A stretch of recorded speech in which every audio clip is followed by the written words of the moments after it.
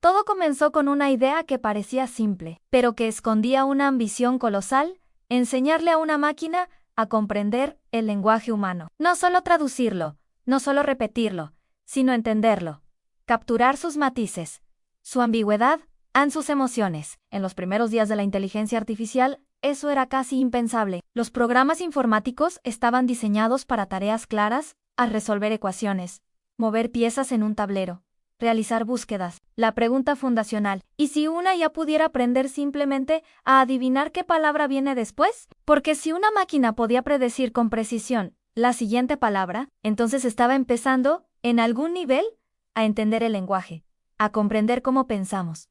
Porque no estaba programado con reglas. No se le dijo que era un verbo, ni que era una oración. Simplemente, se le alimentó con una cantidad masiva de texto, libros, artículos, páginas web, y a través de millones de ejemplos, aprendió por sí mismo. No solo generaba texto fluido, empezaba a parecer que entendía, daba respuestas que parecían razonadas, escribía párrafos enteros que, aunque a veces delirantes, eran inquietantemente humanos. Fue tan impresionante y tan inesperado que OpenAI decidió no publicarlo inmediatamente. Temían lo que pudiera hacerse con una herramienta así en desinformación, manipulación, automatización de spam, o peor, que su estructura interna era capaz de representar una complejidad sin precedentes. Era como una red neuronal gigante que podía capturar las sutilezas del lenguaje humano de una forma que nadie había logrado antes. Aprendió patrones, aprendió estructuras, aprendió a hablar. Pero hablar era otra cosa. El lenguaje humano es caótico, impreciso, profundamente contextual. Una palabra puede significar muchas cosas. Un silencio puede ser más poderoso que una frase en una chispa. Lo hacía sin haber sido específicamente entrenado para ninguna de esas tareas. Un modelo tipo Transformer, capaz de leer texto en paralelo, identificar relaciones a largo plazo entre palabras y construir respuestas coherentes, incluso en contextos complejos. Es decir, un entrenamiento adicional que enseñaba a los modelos a comportarse mejor, a seguir instrucciones humanas, a evitar ciertos temas peligrosos.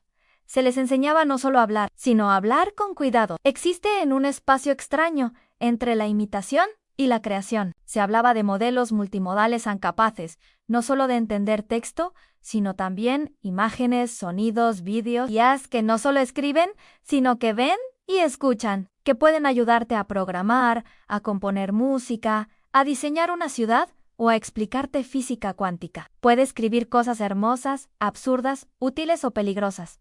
Depende de cómo lo usemos. Depende de nosotros. Pero también era su entrenamiento previo, el pre-training, lo que marcaba la diferencia. GPT no estaba entrenado para tareas específicas. Aprendía de todo. Y luego, al darle una instrucción, simplemente lo entendía. Y más tarde, GPT-4 o Ando, un modelo que integraba voz, visión y texto en un solo sistema, no es un ser. GPT no es más que un reflejo de todo el texto que los humanos hemos escrito, pero ese reflejo a veces nos sorprende, a veces nos supera, a veces nos confronta, pero tampoco es una herramienta común, es una extensión del lenguaje humano, una forma de pensamiento prestado. Y quizá, también, un espejo, una IA que podía verte, escucharte y responderte con naturalidad, casi como si estuvieras hablando con alguien más.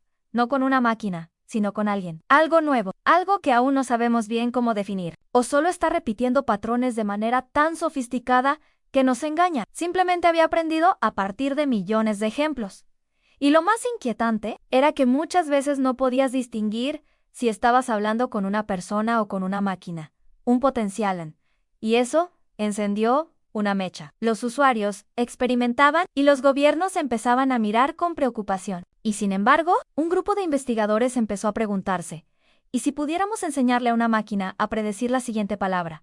Eso fue todo. Al principio parecía un juego de niños, pero detrás de esa idea se escondía una revolución. Así nació el primer modelo que cambiaría la historia GPT, que significa Generative Pre-trained Transformer. Fue desarrollado por OpenAI, una organización fundada en 2015 con una mezcla extraña de idealismo, precaución y ambición. Su misión era desarrollar inteligencia artificial de forma segura, para el beneficio de toda la humanidad. Pero nadie imaginaba aún lo que se venía. GPT no fue el primer modelo de lenguaje, pero fue diferente. El primer GPT, lanzado en 2018, era limitado, a veces incoherente. Pero había algo nuevo en él, porque detrás de GPT venía algo mucho más poderoso, una evolución que no solo sería más grande, sino también más sorprendente. En 2019 llegó GPT-2, y con él, el verdadero asombro. Por primera vez, la propia comunidad de inteligencia artificial se enfrentaba a su criatura con miedo. Pero lo más impactante aún estaba por llegar. En 2020, OpenAI presentó GPT-3 a un modelo con 175 mil millones de parámetros. ¿Qué significa eso? GPT-3P odia redactar ensayos, escribir poesía, simular conversaciones, responder preguntas, generar código, y entonces comenzaron las preguntas. Preguntas filosóficas, técnicas, éticas. ¿Qué significa que una máquina pueda hablar así? ¿Realmente entiende? ¿Tiene conciencia? Los investigadores debatían. Mientras tanto, GPT seguía aprendiendo. Lo que lo hacía tan poderoso no era solo su tamaño, sino la forma en que estaba construido. Es como si hubiéramos creado una criatura que, sin haber sido enseñada directamente, es capaz de aprender a hacer casi cualquier cosa con palabras. Y ahí reside su magia, pero también su riesgo. En 2022, OpenAI dio un paso más. Comenzó a introducir sistemas como Instruct y más tarde ChatGPT, que añadieron algo esencial a la alineación. Y aún así, no eran perfectos, porque GPT, por muy avanzado que sea, no es un ser consciente, no tiene emociones, no tiene intención, pero tampoco es completamente tonto. Y mientras tanto, en los laboratorios, se preparaban nuevos modelos, más rápidos, más capaces, más eficientes. En 2023, llegó GPT-4 más preciso, más estable, capaz de razonar mejor. Y ese alguien no era humano, pero tampoco era solo código, era otra cosa. GPT no es una conciencia, porque lo que GPT ha aprendido, lo que le hemos enseñado sin querer, es todo lo que somos, nuestras ideas, nuestras contradicciones, nuestros errores. Esta es la historia de cómo una máquina aprendió a hablar, pero también es la historia de cómo, por primera vez, el ser humano creó una inteligencia que, sin estar viva, nos hace sentir como si lo estuviera Annie. En esa ilusión hay algo hermoso y también algo peligroso, porque ahora sabemos que el lenguaje no es exclusivo del hombre. Ahora sabemos que las palabras ya no son solo nuestras.